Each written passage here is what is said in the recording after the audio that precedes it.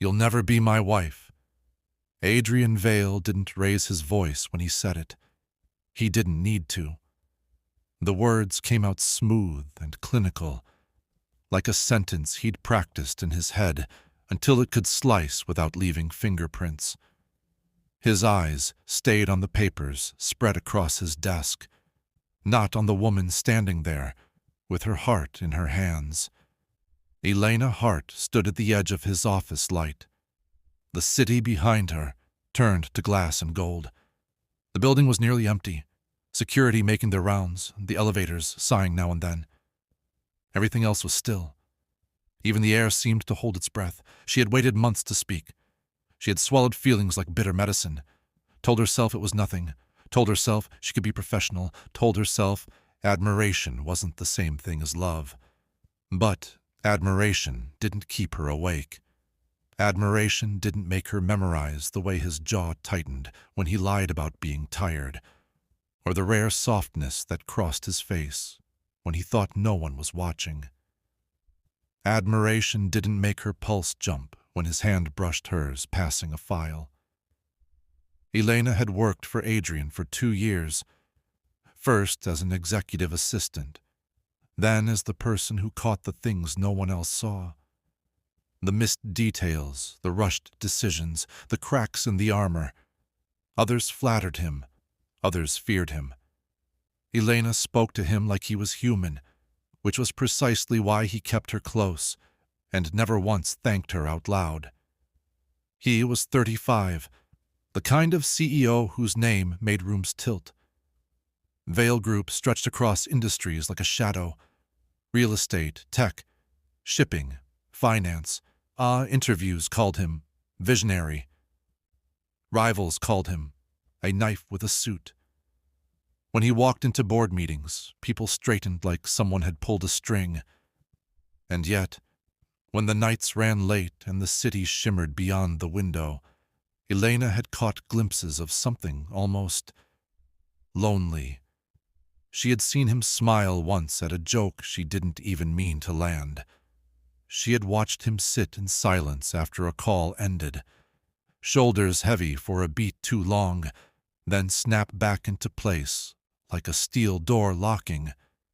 She had noticed the way he never spoke about family, never brought anyone to company events, except whichever polished stranger looked best beside him. So that night, when they were alone and exhaustion stripped the day down to raw truth, Elena finally stepped over the line she had drawn for herself 100 times. "I care about you," she said, voice steady only because she forced it. "Not as my boss, as you." Adrian's pen paused. Elena kept going before fear could claw her back. She told him she saw more than the world's headlines. She told him she didn't think he was born cold. She thought he'd learned it, like a language. She told him she didn't want to own him or trap him, only to stand beside him, to build something real where he didn't always have to win.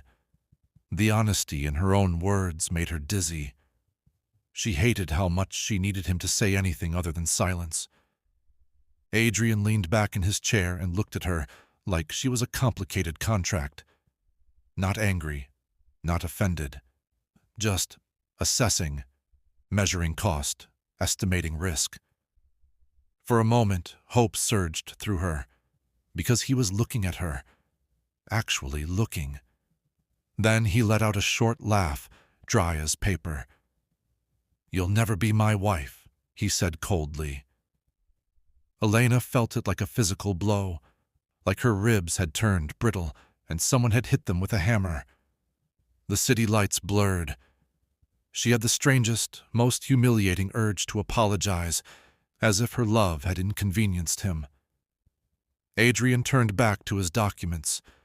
The conversation was over in his mind, filed, dismissed, gone. She waited for him to call her name, to stop her, to soften it even a fraction. He didn't. His focus stayed on numbers and signatures, on the empire he worshipped like a god. So Elena did the only thing she could do, to keep herself from breaking right there in front of him. She left. Her heels clicked across the marble floor, sharp, angry little sounds that echoed too loudly in the empty corridor. The elevator ride down felt endless. Her reflection in the mirrored doors looked pale, almost unreal. When she reached her apartment, the dam finally cracked. She sat on the edge of her bed, still wearing her coat, and cried until her throat hurt, until her eyes swelled, until the night turned thin and gray at the edges. She replayed his voice, again and again. "You'll never be my wife. Not I don't feel the same. Not I'm sorry." Just a sentence carved to keep her in her place. In the weeks that followed, Elena moved through the office like a ghost. She did her job. She answered emails. She scheduled meetings. She smiled when required, but she stopped coming early. She stopped staying late. She stopped trying to read between his silences like they were secret messages meant for her. Adrian seemed to notice only in the abstract, like noticing a temperature change in a room. He didn't ask if she was all right. He didn't mention that the air around him felt different without her warmth. He simply continued. That was what he did best. Continue. He told himself he'd handled it correctly. Love was messy.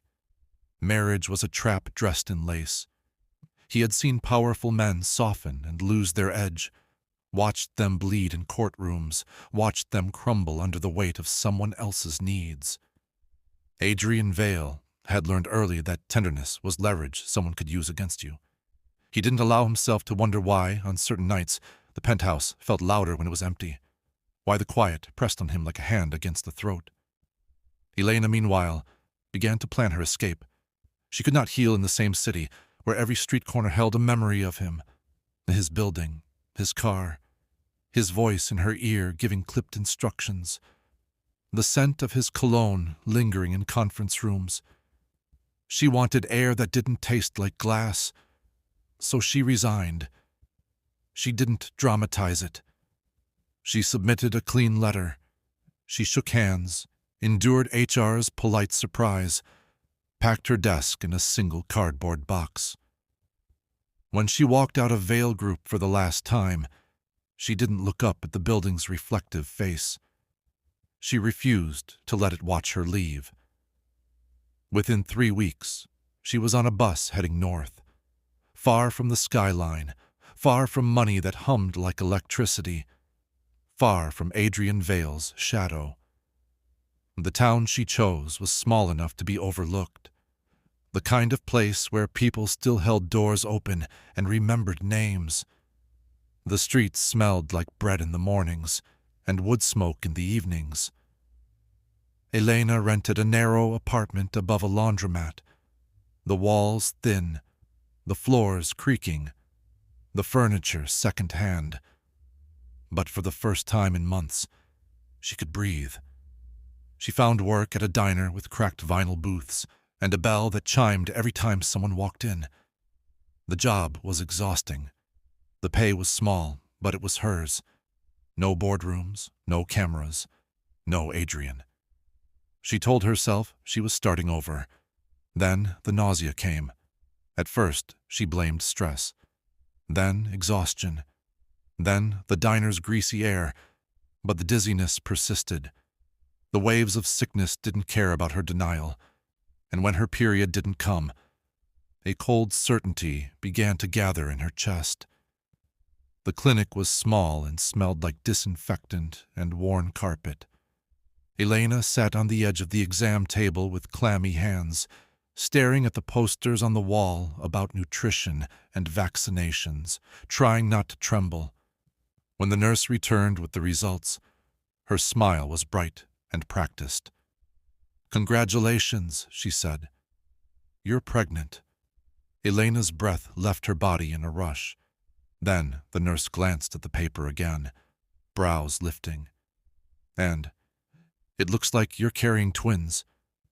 For a moment, Elena couldn't hear anything at all. The room tilted. The world narrowed to a single truth, sharp as a blade. Adrian Vale would never be her husband, but his children were growing inside her. Fear came first, hot, immediate, choking. How could she raise 2 babies alone when she was barely surviving? How could she afford diapers, medicine, rent? Then something else rose underneath it, a quiet, stubborn strength that surprised her. Elena pressed a hand to her stomach, tears filling her eyes, not just from terror, but from awe. "I won't fail you," she whispered the lives she couldn't yet feel. "I won't." Outside, the town carried on. Cars passing, a dog barking, someone laughing down the street. Ordinary sounds, ordinary life. Inside, Elena's entire future split open, and in the space where Adrian's cruelty had once lived, 2 tiny heartbeats began to claim their place. Elena didn't tell anyone at first, not because she was ashamed, though shame hovered like a stubborn fog, but because the truth felt too large to place in another person's hands. If she spoke it out loud, it would become real in a way she couldn't control. So she carried it quietly, tucked beneath her apron at the diner, beneath her sweater as winter edged closer, beneath the polite smile she offered customers who didn't know her life had just tilted off its axis. Her body changed fast. Twins didn't negotiate. They demanded. Morning sickness bled into afternoon sickness, waves of nausea so fierce she sometimes had to grip the counter until the room stopped spinning. Her feet swelled after long shifts, and her back ached in a way that made her feel older than she was. Some nights she crawled into bed with her uniform still smelling like coffee and onions, too tired to shower, too tired to cry. But she woke up every morning anyway. In the dim light before dawn, she would sit on the edge of her bed and press both hands to her belly, still small, still secret, and breathe through the fear until it loosened enough for her to stand. "You're safe," she would whisper. "I've got you. I've got you." The town clinic became familiar. The same creaky chairs in the waiting room, the same receptionist who always wore bright lipstick, the same doctor whose calm voice made Elena feel like she could survive anything if she simply took things one day at a time. "Twins are hard," the doctor warned gently. "You'll need rest." Elena smiled as if the rest was something she could purchase. Money was thin. Tips were unpredictable. Some weeks, she ate toast for dinner so she could afford vitamins. When the laundromat downstairs was loud late into the night, she lay in bed listening to the tumble of machines like a relentless heartbeat and wondered if she had made the biggest mistake of her life. But then, the first flutter came, a tiny movement so faint she almost convinced herself she'd imagined it.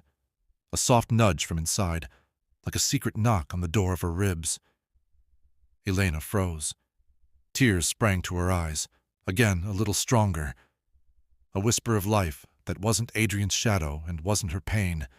Something new, something hers. From that day on, she talked to them, not in grand speeches, in tired little confessions as she folded laundry, in soft songs hummed while she washed dishes in the small sink. It promised murmured into the dark when loneliness pressed against her like a weight. She told them about the bakery owner downstairs who slipped her day-old bread with a wink, insisting it would be a crime to let it go to waste. She told them about the woman at the diner who always ordered the same pie and always tipped a little extra. She told them about autumn leaves turning the sidewalks copper and gold. She avoided telling them about their father, not because she didn't think of him. She thought of him too much, but because every time Adrian Vale entered her mind, Something cold tightened around her chest. Sometimes she would picture his face when he said those words, calm and cruel, as if he was dismissing a minor inconvenience. Sometimes she would remember the exact angle of his mouth, the faint smirk, the way he looked past her. And then she'd feel the twins kick, as if reminding her, "Don't go there. Stay with us." Winter came heavy. Snow piled on window ledges and turned the streets quiet, muffled. Elena's belly grew round and undeniable. She stopped hiding it at the diner because there was nothing left to hide. People began to ask gentle questions. "Do you have family nearby?" Elena would smile and say, "Not really." "Is the father?" She would lift her tray like a shield. "Can I get you anything else?" Some people offered pity, others offered kindness. The cook, an older woman named Marlene, with sharp eyes and a softer heart than she admitted, started slipping Elena extra food, by accident. A regular customer brought over a stack of baby clothes his granddaughter had outgrown, saying gruffly, "They're clean. Take them or not, but I'm not hauling them back home." Elena took them. She swallowed pride like it was another vitamin, necessary, unpleasant, life-saving. As her due date approached, fear began to sharpen. She lay awake at night staring at the ceiling, imagining labor, imagining pain, imagining the moment she would have to walk into a hospital alone, with no one to hold her hand. She imagined the twins coming too early, too small. She imagined her money running out. She imagined failing. On the worst nights, she would stand by her window and look down at the quiet street, snow drifting like ash. Her breath fogged the glass. "I'm scared," she whispered. Then softer, "But I'm still here." The night labor began. The world was bitterly cold. The wind rattled the windows as if trying to get in. Elena woke before dawn with a dull ache in her back that felt wrong, not like the constant strain she'd grown used to, but like something waking up inside her. The ache sharpened into a wave that stole her breath. She sat up, heart pounding. Another wave followed, stronger. For a second, panic flashed hot and bright. "I'm alone. I'm alone." Then she forced herself to move. She had rehearsed this. She had written the number on a piece of paper and taped it beside her phone. Her neighbor, a quiet woman named Tessa, had promised to drive her when the time came. Elena's fingers shook as she dialed. Tessa arrived in a coat thrown over pajamas, hair messy, eyes suddenly alert. She didn't ask questions. She just helped Elena into her beat-up sedan and drove through the sleeping town while snow fell thick and silent. The hospital was small, nothing like the gleaming towers Elena had known in the city. But the nurses were steady, their hands confident, their voices firm without being cruel. They moved around her like a practiced storm. Hours blurred. Pain became an ocean she had to swim through. Elena gripped the rails of the bed until her knuckles went white. She screamed when she couldn't hold it in anymore. She cried when she thought she couldn't do it. And then, at the point where she felt she might break into pieces, she heard it. The first cry. High, sharp, furious with life. Elena sobbed, a sound of relief that tore out of her like something raw. A nurse placed a tiny baby against her chest. A little girl. Dark hair plastered damp against her forehead, cheeks flushed, eyes squeezed shut as if insulted by the world. "Hi," Elena whispered, voice shaking. "Hi, my love." Then the second cry came, a moment later, as if answering her sister. Another baby placed gently in her arms. Another little girl, so similar it was like the universe had mirrored itself.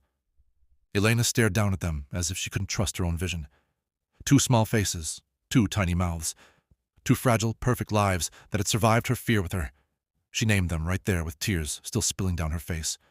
Maya, firstborn, loud and fierce. Nora, secondborn, quieter but watchful, eyes opening briefly as if she was already studying the room. In the days that followed, Elena lived in a haze of exhaustion and awe. She learned the rhythm of feeding, the weight of two tiny bodies in her arms, the way their cries sounded different when they were hungry versus when they were simply lonely. She stared at their fingers, impossibly small, curling around her own. She kissed their foreheads and promised them again and again, "You are wanted. You are loved. I will never leave you." When the nurse asked about a father's name for paperwork, Elena's throat tightened. She looked down at Maya and Nora and said quietly, "There isn't one." The nurse didn't push. She only nodded, her eyes softening in a way that made Elena feel both grateful and exposed. Going home was terrifying. The apartment felt smaller than ever, crowded now by two bassinets and blankets and little piles of donated clothes. The walls were thin, the floor creaked, and the silence between the babies' cries felt loud enough to swallow her whole. The first night, Elena sat on the edge of her bed with both girls sleeping, one on each side, and she cried again. This time not from pain, but from the crushing realization of how completely alone she was. Then Nora stirred, letting out a small sound like a question. Elena leaned over and touched her cheek. "I'm here," she whispered. "I'm right here." And because she had no other choice, she became the kind of strength she had always needed from someone else. Weeks turned into months. Months turned into years. Maya grew into a whirlwind, quick to laugh, quick to demand, quick to throw herself into the world with fearless hands. Nora was quieter, her gaze deep and thoughtful, as if she carried old wisdom in a toddler's body. They shared the same startling blue eyes. Elena saw those eyes in the mirror sometimes, reflected back at her from two small faces, and her stomach would twist. Not because she doubted the truth, but because the truth carried a name she refused to speak. Adrian Vale. 2 years passed in a blur of struggle and love. Elena grew thinner but stronger, her hands rough from work, her heart built up like a fortress around her daughters. The diner became a second home. The town began to recognize them. The twins filled her apartment with noise, giggles, little arguments, the slap of feet against the floor as they ran from room to room. And yet, beneath Elena's joy, a quiet fear waited. Because she knew the day would come when Maya or Nora would ask, innocent and sharp, "Where's our daddy?" Elena didn't know what she would say. All she knew was that she had survived every day so far by keeping the past buried. And buried things, she understood, don't stay buried forever. Adrian Vale's life was a monument built out of winning. His name was carved into glass towers and printed in magazines that praised him like a prophecy. People studied him the way investors studied markets, for tells, for patterns, for weaknesses. They found none, at least none he let them see. In the boardrooms, his voice was the final gavel. In negotiations, his silence was a weapon. At parties, he smiled just enough to be called charming, then drifted away before anyone could mistake him for approach. He had everything: influence that bent people, money that made rules optional. And yet, the higher he climbed, the more hollow the view became. It started as an irritation he couldn't name, restlessness at night, a tightness in his chest when the penthouse went quiet. He filled it the only way he knew how: work, deals, acquisitions, late-night calls, travel. If he kept moving, he didn't have to sit still long enough to hear himself, but the quiet always found him. Sometimes it came in the flash of a memory he didn't invite. Elena Hart's face in his office light, eyes shining with sincerity as she said she cared for him. The tremble in her voice, the steady courage in her posture. He remembered the way her hands had shaken, as if she'd carried her heart like something fragile and dangerous. He told himself he'd done her a favor. He told himself love was a distraction she would eventually thank him for removing. Yet, 2 years later, he still remembered the exact sound of his own cruelty. "You'll never be my wife." It should have been nothing. A sentence. A boundary. A clean cut. Instead, it became a ghost.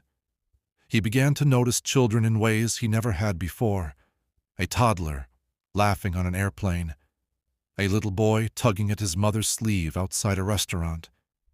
He would catch himself watching, and something unfamiliar would twist inside him, something that wasn't ambition or contempt.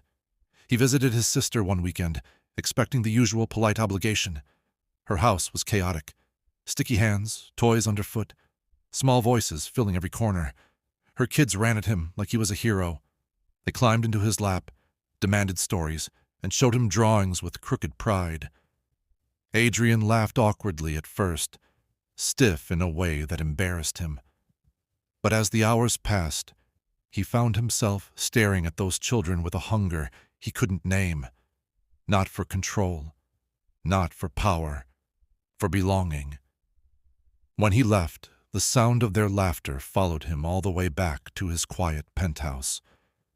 He poured a drink and stood at the window, watching the city glitter below like a field of cold stars, and felt, absurdly, like a man locked outside his own life. He didn't search for Elena. Pride stopped him. Fear stopped him. What if she had moved on? What if she was happy? What if his absence meant nothing to her now? Adrian Vale had always preferred not knowing, because not knowing allowed him to pretend he hadn't lost anything. Then came the business trip. It was supposed to be routine. Another branch opening in a small town the company had chosen for expansion. Another ribbon-cutting ceremony. Another speech delivered in a tailored suit to people hungry to shake his hand.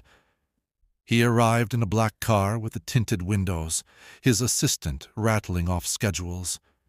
Adrian nodded without listening. His mind was tired. He wanted the day finished. He wanted to go back to the city, where emptiness at least looked expensive.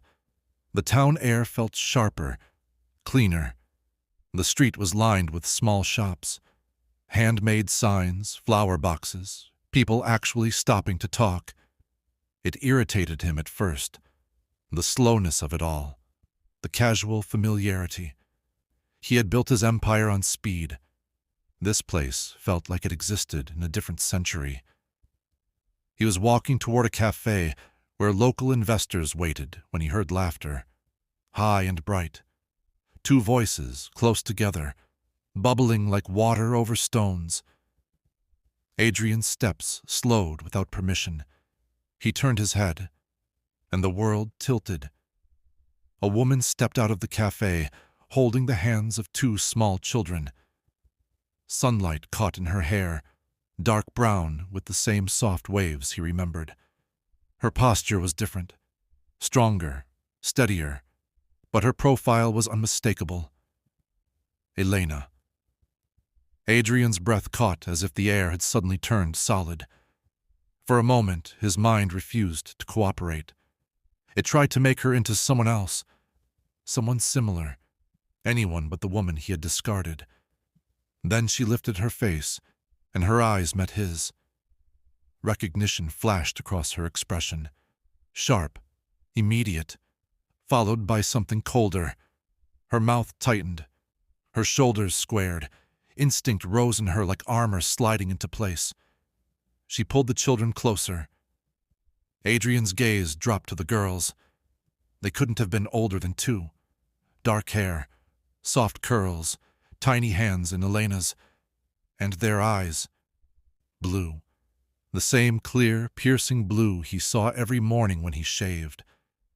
The same eyes he used to intimidate rooms full of powerful men. He didn't need explanations. He didn't need tests. The truth hit him like a fist to the chest, hard enough to make his vision blur at the edges. They were his daughters, his children, laughing, alive, real, walking through a world he had never known existed. Everything in him, his composure, his practiced coldness, cracked. He took a step forward without thinking. "Elena." Her hand tightened around the girl's fingers. She shifted her body, subtly but unmistakably placing herself between him and them, like he was in danger. Adrian stopped. The silence between them filled with 2 years of absence, with the weight of a sentence spoken in an office, with the invisible years he had missed.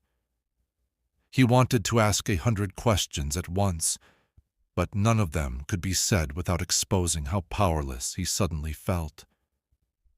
Elena didn't give him time to find words. Her eyes cut into him like glass, one last look that held anger and warning and something older, a pain so deep it had learned to live inside her without making noise. Then she turned and walked away, guiding the girls down the street. Their laughter resumed as if nothing had happened, as if their father standing there broken on the sidewalk was just another stranger. Adrian stood frozen, watching them disappear into the slow-moving crowd. His assistant appeared at his side, tablet in hand, voice nervous. "Sir, the investors?" Adrian didn't answer. The investors didn't matter. The branch didn't matter. The speech didn't matter. His world had narrowed to 3 figures disappearing down a street. That night, in the hotel room, he didn't turn on the lights. He sat in the dark with the curtains half open, staring at his reflection faintly mirrored in the window. A man shaped by power, undone by 2 small faces.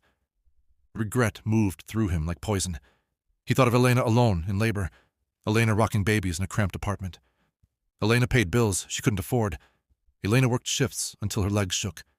Elena hearing her daughters say their first words, take their first steps, without him. And he remembered again the way he'd said it, cold and neat. "You'll never be my wife."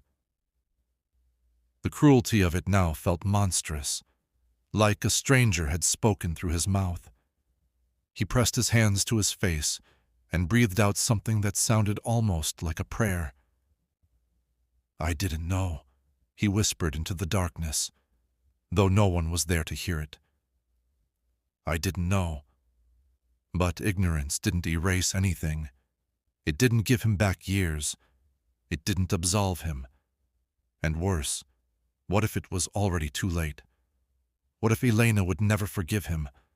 What if the girls grew up calling someone else Dad, while he remained only a ghost in their story? For the first time in his life, Adrian Vale was afraid. Not of losing a deal, not of failure in public, not of weakness. Afraid of being shut out of the only thing that suddenly mattered. The next morning, he didn't go to the ribbon cutting. He walked the town instead, scanning cafes, parks, sidewalks, trying to find them again, not like a hunter, but like a man chasing his own shattered chance. When he finally spotted Elena outside a grocery store, one girl clung to her cardigan and the other perched on her hip. His heart slammed against his ribs. Elena saw him instantly, Her expression hardened. Adrian slowed, careful as if approaching a skittish animal. He stopped a few feet away, hands at his sides, the expensive suit suddenly feeling ridiculous in this ordinary street. "I'm not here to take them from you," he said, voice low and unsteady enough to shock him. Elena stared, eyes fierce. He swallowed. "I didn't know, but now I do." Her lips pressed into a thin line. She didn't argue. She didn't shout. That was worse. Her silence made him feel like he didn't even deserve her anger. She turned and walked away again. Adrian watched her go, helpless. But something had already changed. He had seen his daughters. He had felt the way his blood recognized them, before his mind could catch up. He couldn't unsee it. He couldn't walk away. Not this time. Not when the cost of leaving wasn't a broken heart, but 2 small lives he had never even held. Adrian didn't return to the city. He told his assistant to reschedule meetings, to send apologies, to handle the investors without him. There was panic on the other end of the phone. Shareholders, board members, people used to Adrian Vale moving like a machine.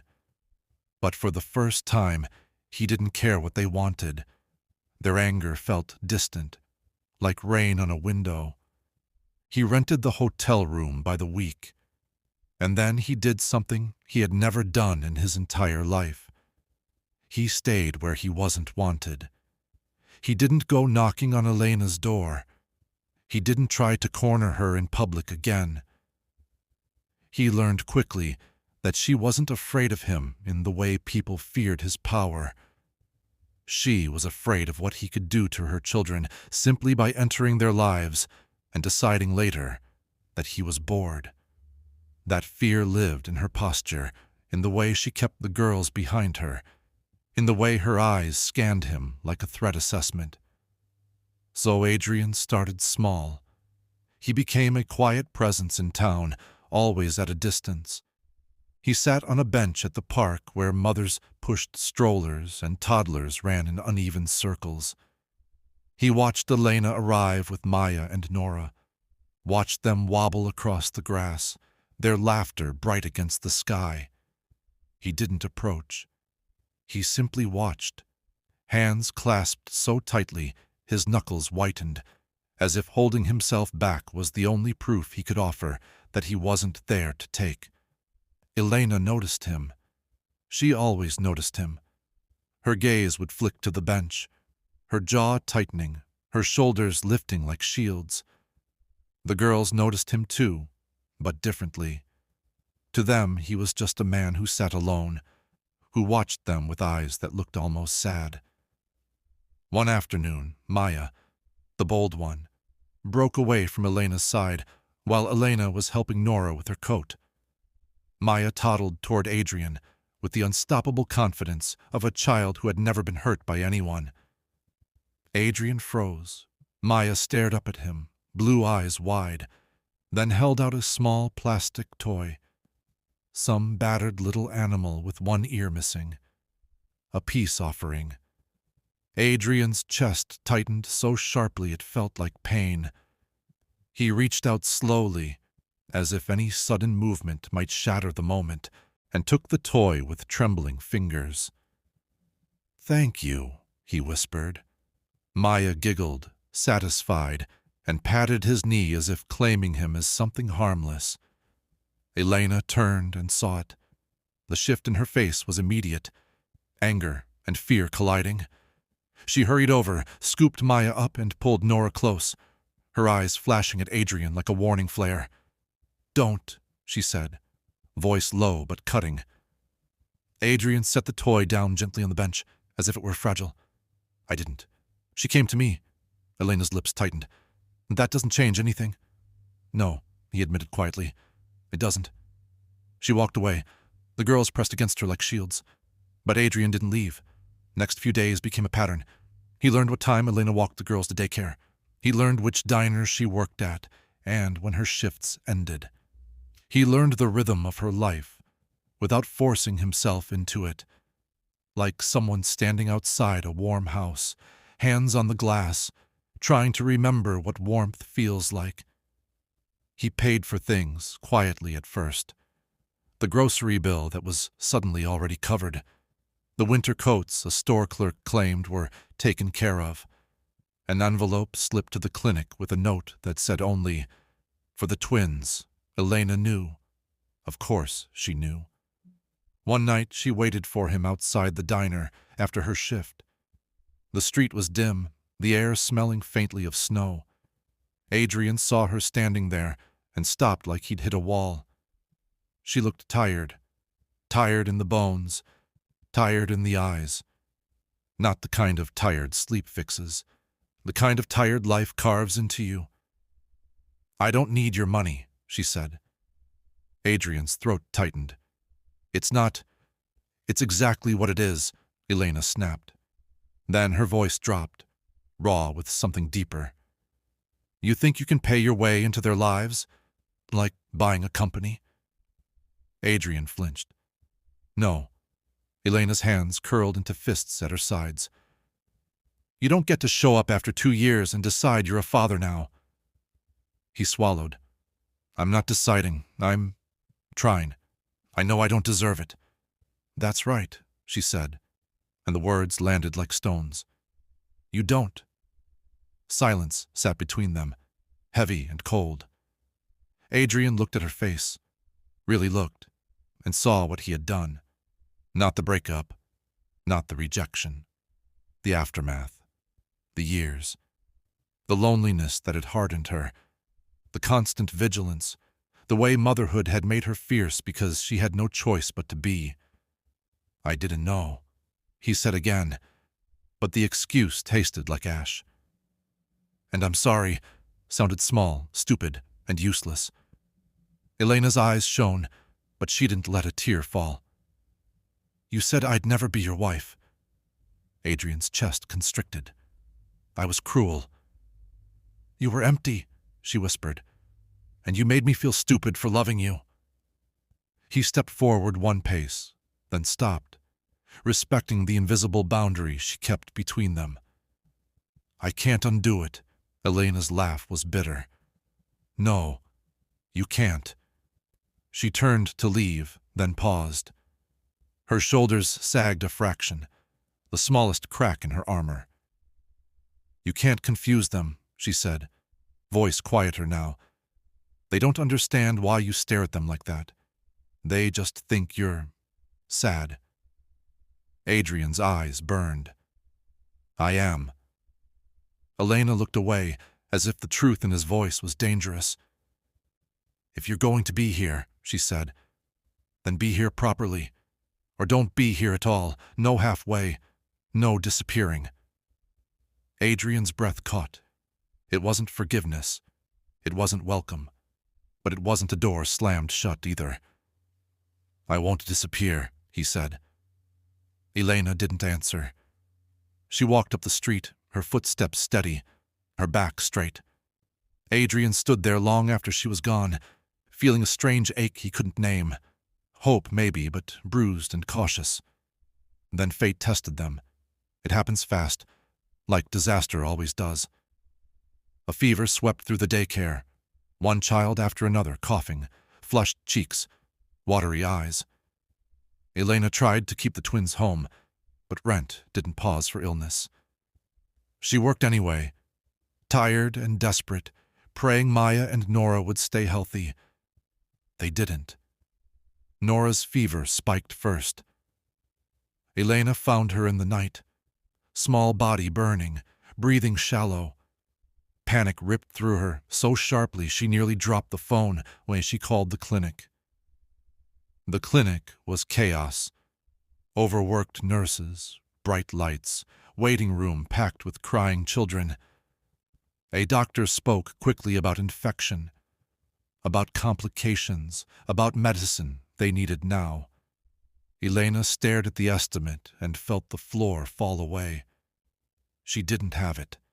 She didn't even have close. She tried to speak, but her throat closed. She pressed her forehead to the wall, shaking, fighting tears because Maya was watching her with frightened eyes. Because Nora was limp in her arms, because mothers weren't allowed to fall apart. And then Adrian was there. He arrived like he'd been summoned by the worst part of her fear, hair slightly disheveled, coat thrown on in haste, eyes wide with something Elena had never seen. In him, raw terror. He didn't ask permission. He went straight to the desk, voice sharp, controlled, terrifyingly calm. He covered everything. Medicine, overnight monitoring, anything the doctor demanded. Elena wanted to scream at him. She wanted to refuse. But Nora's breathing hitched again, and pride turned meaningless. In the room, Adrian sat beside Nora's bed like he had nowhere else to exist. He held her tiny hand in his larger one and bowed his head, lips moving silently. Elena hovered in the doorway, exhausted and furious and helplessly grateful all at once. Adrian looked up and their eyes met. He had tears on his face, real ones, unhidden, not the polished CEO, not the man who could cut someone in half with a sentence, just a father watching his child struggle for breath, realizing too late what he had almost lost forever. Elena's throat tightened. Her anger didn't vanish. It didn't forgive him. But something in her shifted under the weight of what she was seeing. Remorse that had finally grown teeth. Love that hurt. The night stretched long, machines beeped. Nurses whispered. Maya fell asleep curled against Elena's side in the hospital chair, her small fingers clutched in Elena's sweater. Adrian didn't move. Not once. When dawn finally came, Nora's fever broke. Her breathing eased. Color returned to her cheeks, like life creeping back in. Elena's knees nearly buckled with relief. She pressed her lips to Nora's forehead and sobbed, quietly, shaking, trying to keep it contained. Adrian exhaled like a man who had been drowning. Outside the clinic, the morning was pale and cold. The town still half asleep. Elena carried Nora wrapped in a blanket. Maya walked beside her, rubbing her eyes. Adrian followed a step behind, careful not to crowd them, like someone afraid a single wrong move could ruin everything. At the car, Maya looked up at Adrian and asked, voice small and innocent, "You come tomorrow?" Elena's breath caught. Adrian's face tightened, not with irritation, never that, but with pain. He looked at Elena, not asking permission with words, but with his eyes. Elena stared back, heart pounding. She could feel the old wound inside her, his sentence, his dismissal, the years she had stitched herself together without him. She could also feel the weight of Nora's warm body in her arms, the reality that he had stayed through the night, the reality that her daughters had already noticed him. Elena didn't say yes. She didn't say no. She simply said, voice low and trembling with everything she refused to name, "We'll see." Adrian nodded like he understood this was all he deserved, and as they drove home, the road ahead didn't open into a neat happily ever after. It opened into something messier, mistrust that wouldn't disappear, love that wasn't safe, a past that couldn't be erased, a family that might still break. But for the first time, Elena didn't feel completely alone carrying the weight. And for Adrian Vale, redemption didn't arrive as a ring or a wedding. It arrived as a promise he would have to prove every single day, and the quiet terror that even proving it might not be enough.